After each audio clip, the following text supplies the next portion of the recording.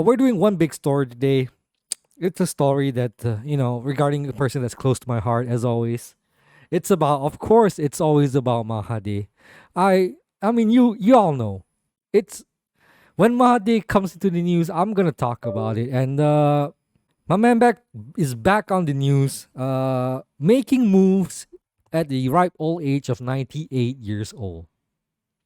So, the news for today we're going to talk about is Dr. Mahathir and 13 former Pejuang members joining a smaller party known as PUTRA. Uh, this is a couple of days ago, but I just still want to cover it. So, Tun Dr. Mahathir Mohamad has joined Parti Bumi Putra Perkasa Malaysia, PUTRA. Former Pejuang Tanah Air, Pejuang Central Executive Committee member Armin Banyan Pahamin said.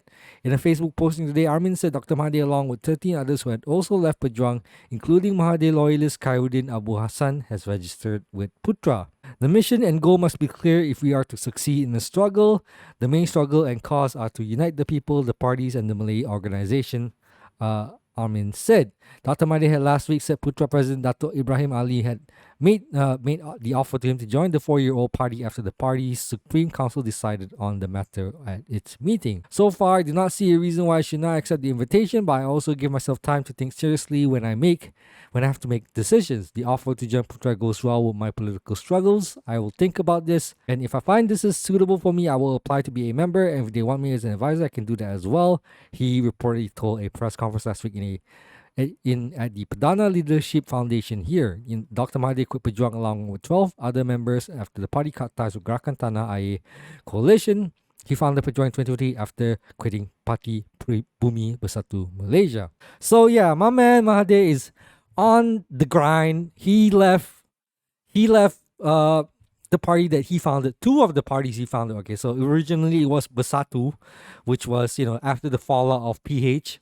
He decided to create that in order to be a Malay-centric party and focus on the plight of the Malay race and ensuring that the privileges remain and the interests of the Malays are kept. Unfortunately for him, it didn't work out well with Bersatu because in the end, it was Muhyiddin who usurped him and became the top dog and kicked him out.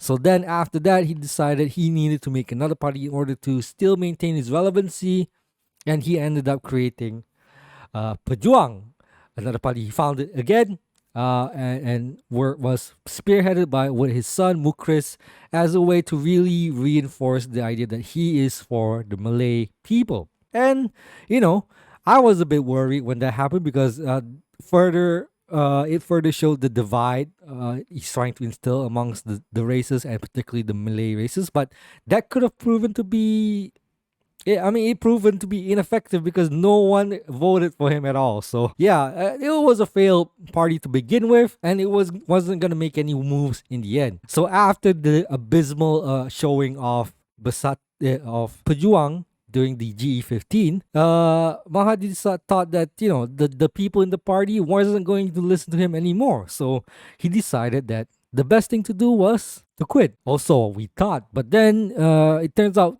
the calling came to him again, and he decided he needed to still be in the political arena and decided to join PUTRA, another Malay-centric and Muslim-centric party that tried to fight for the special interests of the Malay. Now, here's the thing: it's a party that goes in line with what Mahathir is about, which is like protecting or prioritizing the Malays. But the problem that I have with PUTRA is because it's being spearheaded by Dato' Ibrahim Ali. Now, Ibrahim Ali is considered a bit of a firebrand when it comes to Malays and Malays' interests, because my man has been some controversies regarding like other races.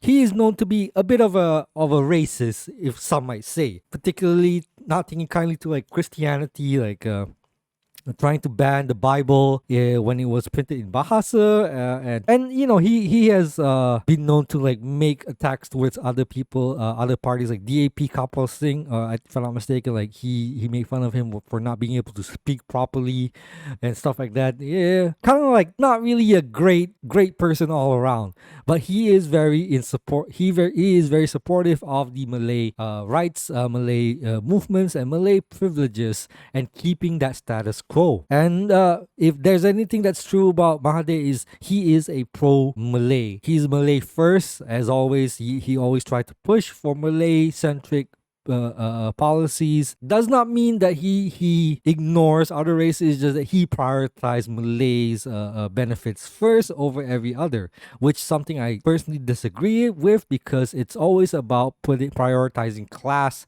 first rather than race first, because even if you prioritize benefits to a certain race doesn't necessarily mean the benefits will go to those who really need it. Oftentimes, and it happens before, it happens all the time, that when you establish Malay type benefits, Malay specific benefits, specific types of Malay will take advantage of it. It's not gonna be like when you create policies that specify affirmative action for Malays or anything like that. It doesn't necessarily means that the benefit will go to the Malays that really need it. It oftentimes goes to the Malay who can afford to use that benefit.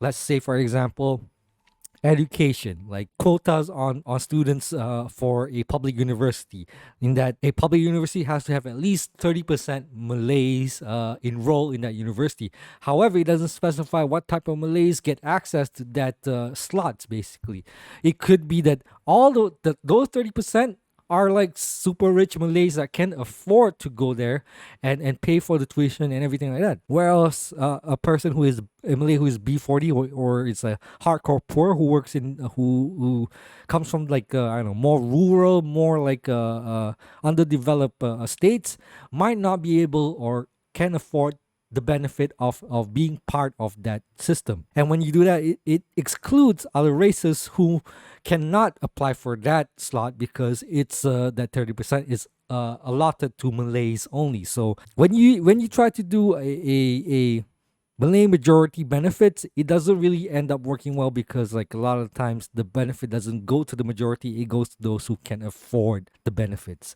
So I rather prefer that when it comes to like class creating policies and parties, political parties, it should be focusing on helping the entirety of Malaysian, and focus really on establishing policies that really help the working class, or like the hardcore poor and so forth. Putra is not that.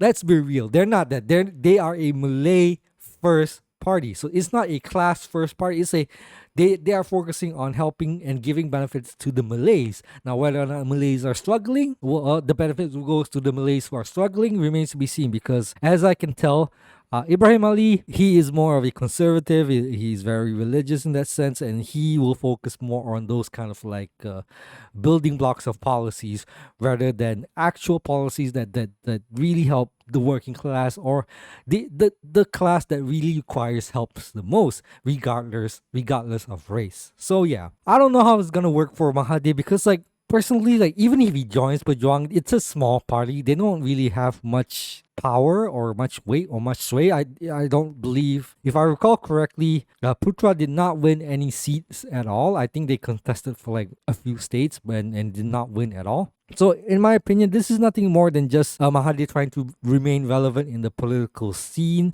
and at least have some show that he still has some modicum of influence within specific people. I mean, as much as I hate to say that Ibrahim Ali is like a too much of a Malay centric figurehead, he still is a figurehead in relevant states, like, you know, more like conservative states, and those who are very more Malay centric states. So he still has some sway, and Mahathir joining together can give them a boost, but I don't think it will be much of anything. In fact, even in the upcoming states election, I don't think there's gonna make any changes or anything like that. So with Mahathir making the move to Putra, this is more just to show that he still can make the news, basically. And when the thing is, when he makes the news, I'm gonna cover it, because I will always cover Mahathir, because I just enjoy seeing the things that he does in order to keep himself in the political political sphere, even at the age of 98, when people are supposed to be retired. My man is still